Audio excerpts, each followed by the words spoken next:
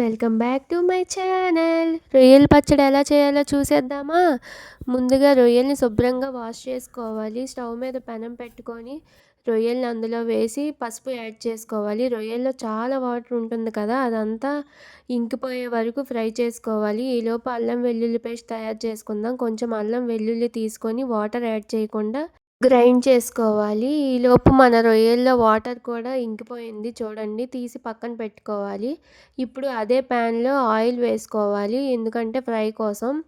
Oil heat అయిన తర్వాత మనం పక్కన పెట్టుకున్న రొయ్యల్ని యాడ్ చేసుకోవాలి. చూడండి, ఈ విధంగా యాడ్ చేసుకొని రొయ్యల్ని మంచిగా ఫ్రై చేసుకోవాలి. మీడియం ఫ్లేమ్లో పెట్టి బాగా ఫ్రై అయిన తర్వాత తీసి పక్కన పెట్టుకోవాలి. మీడియం ఫ్లేమ్లోనే ఎందుకు పెట్టాలంటే, లేదంటే గట్టిగా అయిపోతాయి. ఇప్పుడు అదే ఆయిల్లో మనం అల్లం వెల్లుల్లి పేస్ట్ యాడ్ చేసుకోవాలి. పచ్చివాసన పోయేంత వరకు ఫ్రై చేసుకోవాలి. పచ్చివాసన పోయిన తర్వాత మనం ఇందాక పక్కన పెట్టుకున్న రొయ్యలను కూడా యాడ్ చేసుకోవాలి.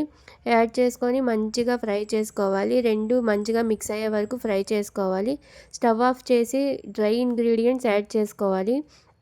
ఏంటంటే జీలకర్ర పొడి, ధనియాల పొడి, ఆవాల పొడి, సాల్ట్ యాడ్ చేసుకోవాలి. ఇవన్నీ బాగా పట్టేటట్టు కలుపుకోవాలి. మళ్ళీ చెప్తున్నా, స్టవ్ ఆఫ్ చేసుకొని మాత్రమే కలుపుకోవాలి. ఇప్పుడు మెయిన్ ఇంగ్రీడియంట్ కారం కదా, మీ స్పైసీకి తగ్గట్టుగా కారం కూడా యాడ్ చేసుకోండి. యాడ్ చేసుకొని మంచిగా మిక్స్ చేసుకోండి. చూడండి, ఈ విధంగా కలుపుకోండి. ఎక్కువగా కలిపితే రొయ్యలు ముక్కలయ్యే ఛాన్స్ ఉంది.